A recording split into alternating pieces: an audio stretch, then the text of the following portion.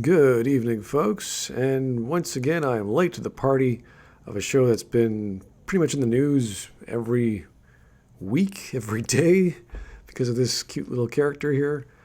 And of course, we have to have someone's either hot take or just poor understanding of the scenario in comparison to The Last Jedi, because of course, we have to defend The Last Jedi as the next Star Wars movie in the trilogy is coming out, I believe, in another 2 weeks, if not less than that.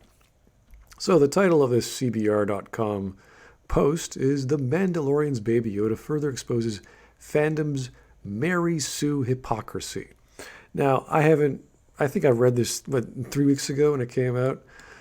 So I don't recall exactly what was stated, but I'm going to bet you any money he doesn't, or whoever this person, Mike Fugere, is, doesn't bother to state what a Mary Sue is, and if he does, it's going to be such a loose interpretation or loose definition that it could mean anything he likes, and therefore everyone else is wrong, and therefore they're hypocrites, which is pathetic. I mean, this is not how you argue. You actually get the definition someone else is using, and you use all the terms and criteria and try to disprove them if they can be disproved. That's really all you have to do to determine whether or not someone is or isn't something, or variable A does not imply variable B. You look at all the values and you figure them out. It's not hard. So let's see what Mike has to say about the Mandalorian's Baby Yoda exposing the Mary Sue hypocrisy of I guess some part of the fandom. He doesn't describe that. This is a huge consistency problem surrounding Star Wars. Yeah, I'd say that in general. No, we're not referring to plot holes or the quality from film to film, yet there are discussions to be had regarding either issue. Okay, so he admits that the movies aren't perfect, and they aren't. The consistency problem happens to rest on the shoulders of some vocal fans in their criticism of Rey in the sequel trilogy, specifically in how her use of the Force is deemed unwarranted. I think that's pretty much obvious. She was designed to be that way by J.J. Abrams. That Baby Yoda and his precocious Force antics on The Mandalorian have not fallen to the same level of scrutiny, exposes further hypocrisy within the aforementioned faction of fans. Well, I don't know who's doing the analysis. Now, I haven't actually seen the show or episodes specifically with this little critter, so I don't know what the big deal is, but the fact that it is an alien should be, that should pretty much answer the question. You don't know what is going on with the alien. What can an alien do? There's not too many Yoda-like characters in Star Wars. In the Star Wars movies, I believe there was another Yoda-like character in the prequels on the Jedi Council. I don't remember their name. There were not a whole bunch. There were some in KOTOR. I believe it was Jedi Master Takare or Vandar Takar. I don't know how to pronounce that.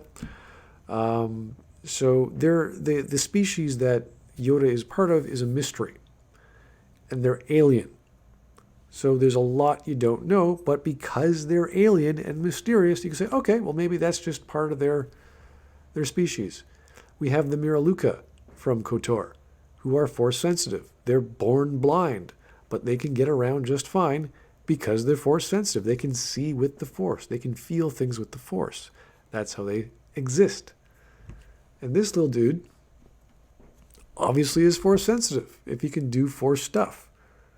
So that's all we need. We need to understand the nature of how a species can do this. They're alien. They're Force sensitive. Done. We don't need to go any further. Would it be nice to know that he was trained? Sure. Of course it would.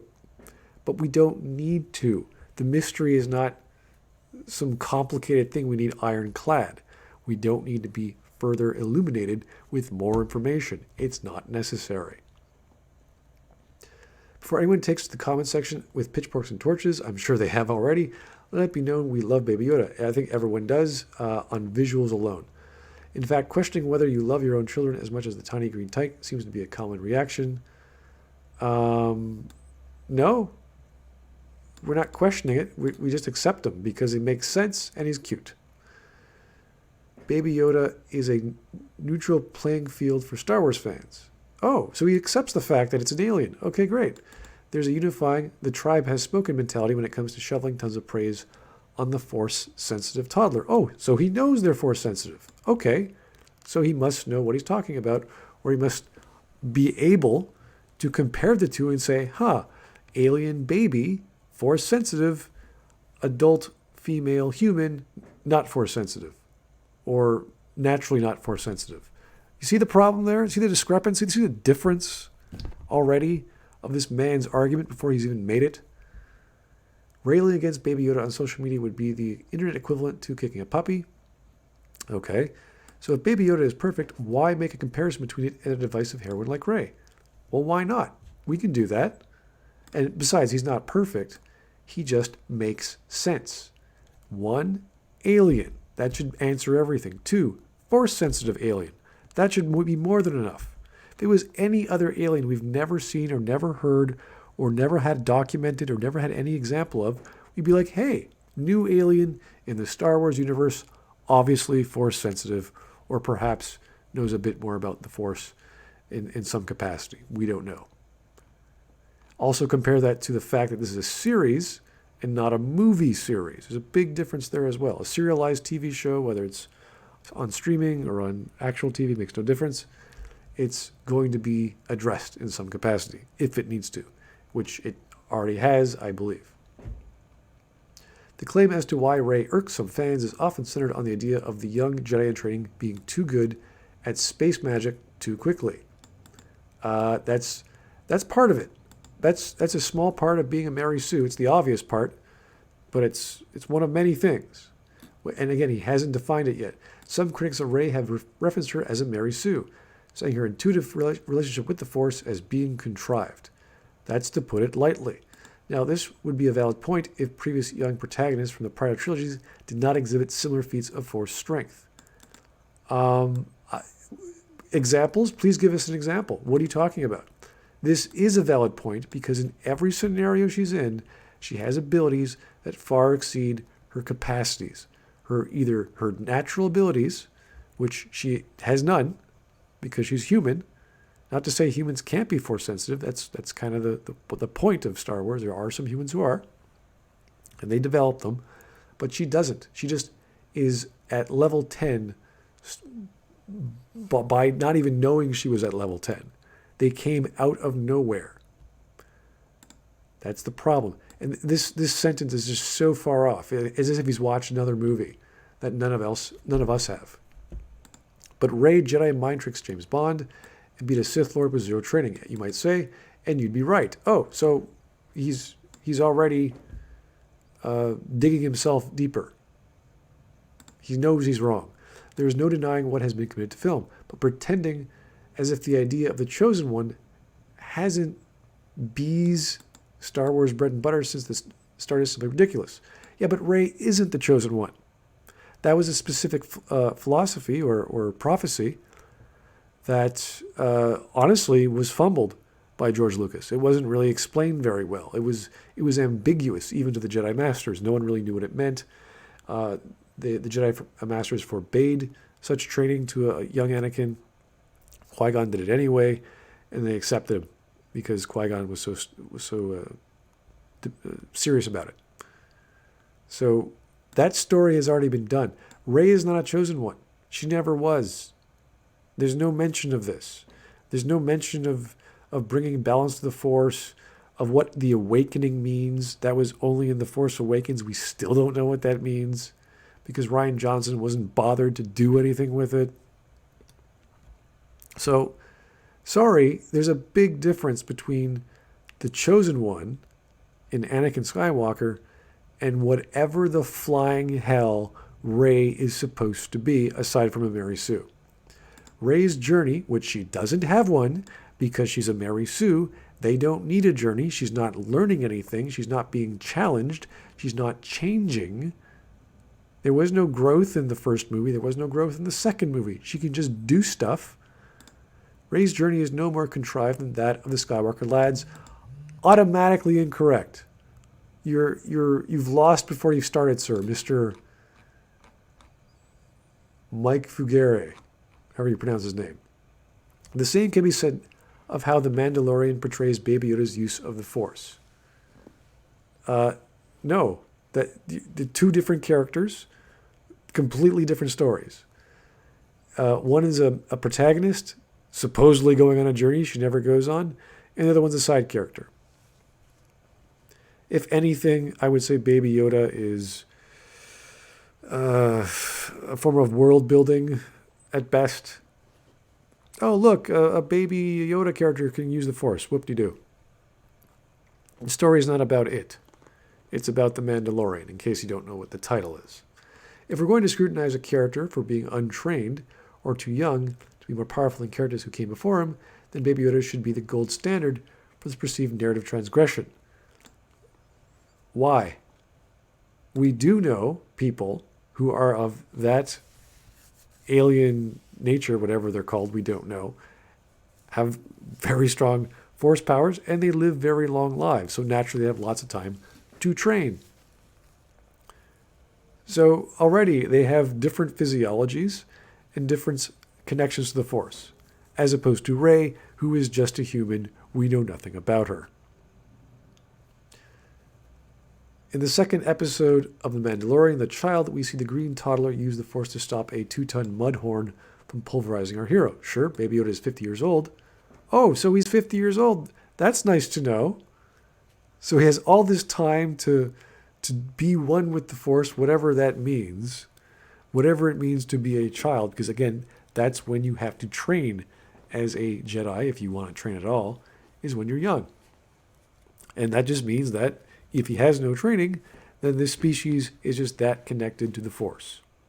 Again, we have no information. We do not know. It's a blank slate that the writer can write the backstory of this alien species. The same way writers from, let's say, Star Trek, Peter David, when he was writing the Betazoid novels, Imzadi and Imzadi 2, he asked the owners of Star Trek, say, hey, can I fill out the culture and backstory and abilities of the Betazoid people? And they went, sure, go ahead, go for it. And it was approved. He wrote it, and then we learned more about Deanna Troi, Logazana, the marriage ceremonies, all that stuff that you might have a little information about in Star Trek. He was allowed to flesh out. No different in this story. And even then, it's not a big deal because it's not the focus. It's not about Baby Yoda. He's just a part. He's just a part of the cast. He just happens to be there. Could be a MacGuffin for all I know. I haven't watched it. But as someone pointed out, species age differently. Yeah, but 50 years is at least twice as much as Rey has gotten. And that's coming to him naturally. As a toddler, not figuring stuff out in this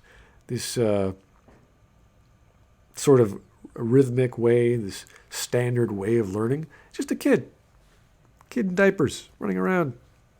I don't know if he runs around, maybe he crawls around, but you can get maybe that's natural for the species. We don't know. It's an alien.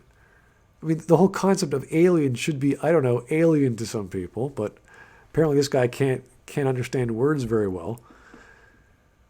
So unless Baby Yoda has been training in a secret Jedi preschool, or maybe Baby Yoda is an alien for the last half century, we totally be on board with that. His sudden display of power is even more contrived. No, it is not. It is not even more contrived than Rey tricking a stormtrooper or taking down Kylo Ren. Rey picks up powers like they're, I don't know, candy, breadcrumbs. Pick an analogy. They just come out of nowhere, out of a hat, and she can just do them. We don't know how. We don't know where or when or where they come about. Baby Yoda is one thing, which is telekinesis, which we know is a very basic force power, and it works very well. And then what? That's it. That's all he does. Is that natural for babies of his age, of his species? Guess so. See, that's called world building. You're allowed to do that with alien concepts, with the science fiction aspects of machines that haven't been determined or fleshed out yet. Showing, not telling. Very good way of storytelling. Nothing wrong with that. If we were shown Rey doing something before, like, I don't know, maybe she sleepwalks on the desert planet, and she was like, I don't know, lifting grains of sand on the desert with her mind, and then she would wake up in the middle of the desert going, where the hell am I? And it was all this in her subconscious mind, and then the awakening was a literal awakening of going from the subconscious to the conscious. That would be like, hey, something's happening there. Something weird's going on. We could wrap our heads around that, but we have nothing. Baby Yoda, alien, 50 years old. Species that's similar, if not the same, as Yoda and other Yoda-like characters in the series. Good enough. Not great, but good enough. So, sorry, I keep forgetting this guy's name. Mike Fugere. This guy is just reaching so hard. Again, this is all par for the course of Star Wars. I wouldn't say it's par. I think Baby Yoda is pretty unique. But again, you're comparing apples and oranges here. Luke underwent one blindfolded lightsaber session and got a few cryptic New Age teachings from a guy he just met and was able to make a 1 in a million shot to destroy the Death Star long before he met Master Yoda. Okay, this is a common argument made by people saying, well, if Rey's the Mary Sue, then so is Luke and Anakin. It's like, well, maybe Anakin as a boy, sure, but not Luke. Luke was never a Mary Sue. He was the everyman. He was a character everyone could relate to because he was just your average Joe. Now, in regards to making a shot of the Death Star, it was told by either himself that he used to shoot womp rats in his whatever spaceship, whatever you call those ships that he flew, which are seen in the background when he was repairing 3PO and R2-D2. And those controls are extremely similar to the X-Wing fighter. So it was a natural fit. As well, I believe it was Biggs Darklighter who said that Luke was the best bush pilot he's ever seen. And he stakes his life on this or whatever, to give him acceptance as being a good pilot. So Luke was already an accomplished pilot, and he was already good at shooting targets. Now, in regards to actually blowing up Death Star with the torpedoes and what have you, Luke was telepathically connected or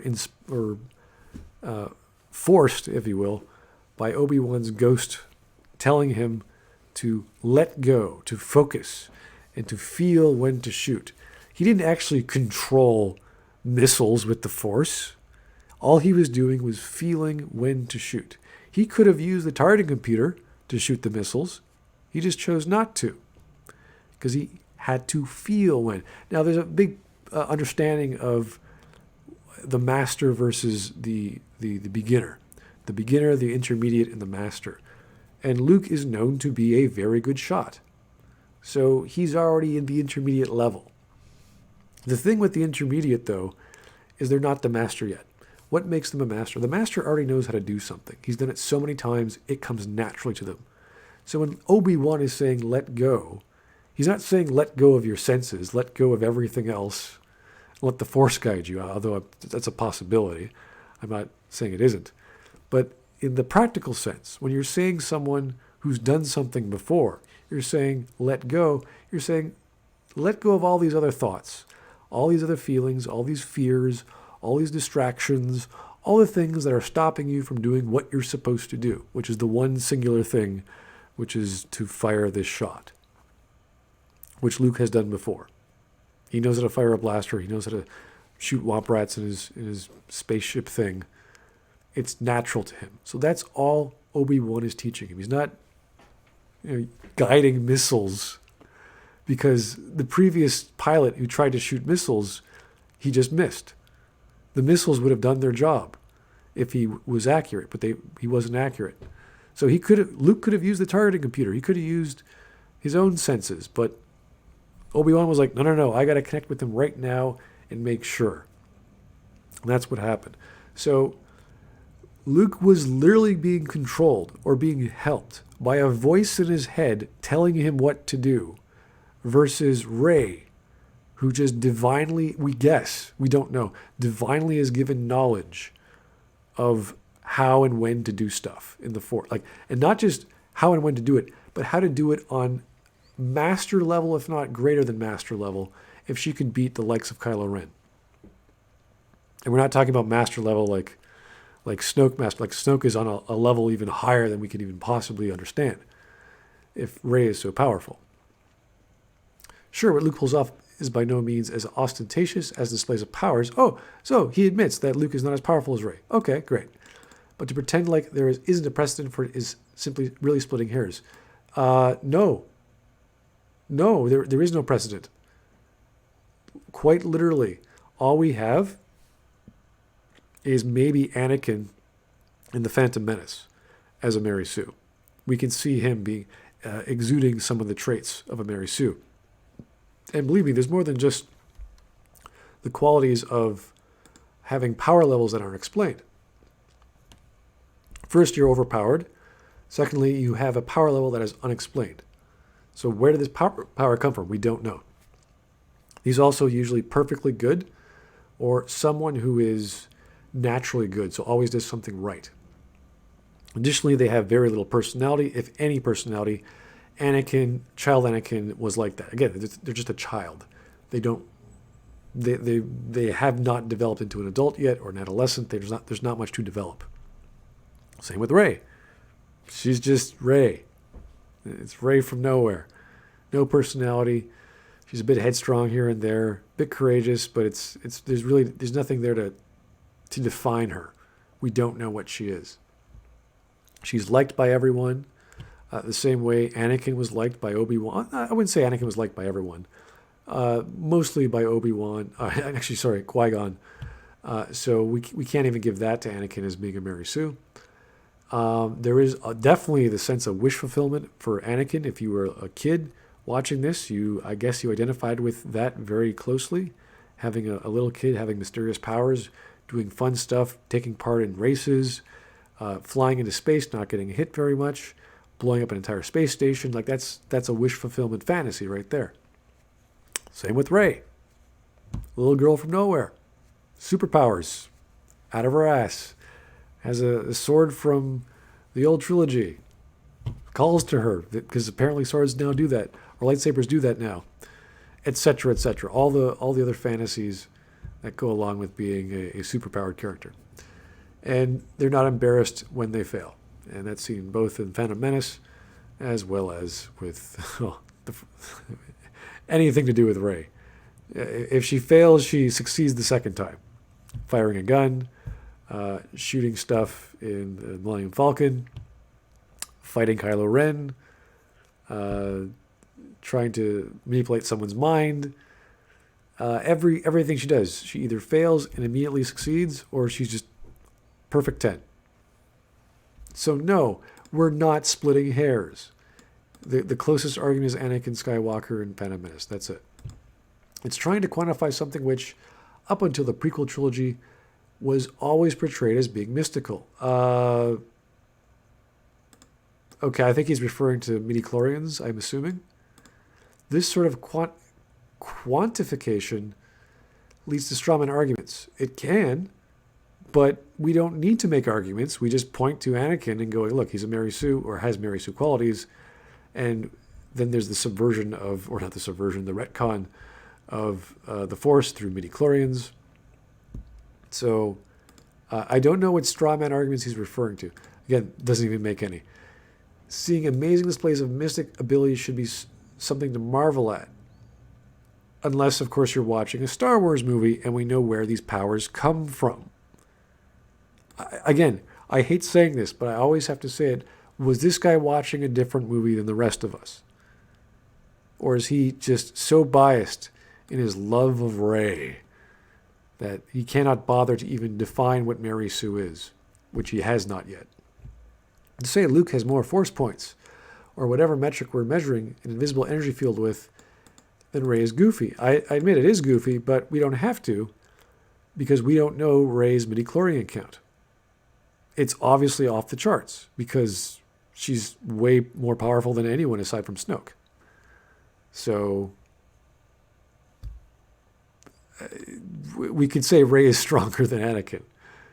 It's clearly obvious. Anakin got angry when he became Darth Vader and broke all the metal around him. Rey breathed and was breathing. Okay, Rey just sat and meditated for 30 seconds and breathed. and the mountain she was on cracked beneath her. She didn't get emotional. She was like, eh. Then she felt a little bit of the dark side, and then boom, some water hit her in some dreamlike world, and the world beneath her cracked. Later, she moved a mountain full of boulders without. I don't even know how she did that. I didn't even think she knew how to do that. Again, this is Rey, the Mary Sue. It's a line of thinking that leads us down the dark path of midichlorians. Oh, so he admits that midichlorians are bad. I guess. I don't know. See, this guy is half joking, and that's why I can't take him seriously. He's trying to be witty, and he's just being stupid. Because he's trying to make light of people calling Rey a Mary Sue without actually addressing what that means. He's avoiding the topic and just poking fun at the people who think this way, which is completely disingenuous to having an argument. Ultimately, trying to apply too much logic to the mysticism of Star Wars is a fool's errand. Okay, again, this person doesn't know what logic is. There's no such thing as too much logic or too little logic. You either are or aren't logical. Now, he might be referring to the level or the number of syllogisms, like A implies B, B implies C, C implies D, and then coming to a logical conclusion like A is equal to D or A implies D. But that just goes to show how much he understands about logic. The fact some fans rely on an arbitrary scale to deem which Force users are more worthy than others kind of defeats the whole idea of what makes being a Jedi such a compelling fantasy in the first place. We're not having a scale of like whose midichlorians are the most, or who could do the most, who can lift the most rocks, etc. We're not doing that. We're saying here's our criteria for Mary Sue, which Rey fits. That's it. Whereas Baby Yoda does not. It's really that easy. And our criteria is pretty big. It's 6 points, and Rey hits them all out of the park. That's what makes her the poster child, the new poster child for what it means to be a Mary Sue. She's more of a Mary Sue than the original Mary Sue. Every single main protagonist from the Skywalker saga thus far has been a child living in less than ideal circumstances. Yes, that's true. Anakin this guy. See, this guy didn't even check his grammar. This is how pathetic this guy's argument. He couldn't even be bothered to make sure what he was saying actually was readable, let alone made any sense. Anakin was in a terrible human trafficking situation. Luke was a bored and seemingly impoverished farm boy, and Rey was an orphan. Blah, blah, blah, blah. What's your point? He literally made no point, aside from every protagonist in the Skywalker saga had a less than ideal circumstance. Whoop-de-doo. What's your point, buddy? As for Baby Yoda, the green youngling is a MacGuffin. Okay, good to know. Who has spent an undetermined amount of time, 50 years, being hunted by the remnants of the Empire for nefarious reasons. This string of characters having shared the experience of having a harsh upbringing on a desert planet makes for a far more intriguing theme of character consistency than what feats of force strength they display. Yeah, but we're not arguing what makes a more interesting backstory. We're arguing what makes Rey a Mary Sue. The whole goddamn point of your title, of this title of your post here, is that there's hypocrisy in the fandom, and you haven't pointed that out. You're saying, well, it's much more interesting to talk about their backstory. It's like, then why didn't you talk about their backstory in another post? Why are you writing a post about this? This is insane. What is this guy trying to say? Look, we don't want to resort to using midichlorians when talking about a franchise. Well, you better use something here, buddy, because you're not using any metric at all. So ask yourself, do you? I don't know the midichlorian counts. They weren't revealed to us, so I would never do that. Is the Force something that can be quantifiable, or is embracing its unpredictable power just a leap of faith? Well, apparently the Force is quantifiable, even if we don't use midichlorians, because we can look at all the Force users in the movies. And no one, aside from Snoke, is more powerful than Rey. Rey is truly the strongest. And she's strong on an unknown level. We don't know how strong she can be, and we don't know where the strength came from. Again, 1 or 2 of 6 reasons that make her a Mary Sue. This person is just wasting everyone's time with stupid nonsense like this. I can go to the comment section. I could probably find a whole bunch of, there we go. I used to bullseye womp rats in my T60. Like all sorts of arguments against this idiot who doesn't know what he's talking about or is just trying to be a goofball for the sake of it. Who is this guy, Mike Fugere? Oh yeah, real winner looking there. Mike Fugere is a writer from Virginia. A writer! A writer! This dude's a writer. What the hell did this guy ever write? That he can't even spend 20 minutes to research the term Mary Sue to find out how it works. He lives with his 2 sons and wife. He has published short stories. Oh my God. In several publications, including Rooster Republic Press. He's also the co-creator of the popular company Twitter. Follow him in his group. All right, this guy's a hack. I'm sorry. Anyone who doesn't know a literary term and jokes about people who use it, who know what they're talking about, doesn't address it, doesn't define it, doesn't understand it, is a hack. And he's writing for, honestly, a hack website if they employ people like this. And all it takes is to go to the comments to see the sycophants and to see the people who actually understand the lore. So, to put it succinctly, Baby Yoda is an alien. This alien has been seen throughout the series and other second-party or third-party works of media, novels, comics, games, to show that this alien species is force sensitive, lives a long life, and is an alien. It's not the best explanation, but it's sufficient for the needs of a secondary character. Thank you, everyone, for listening. I do appreciate it. Have yourself a great evening.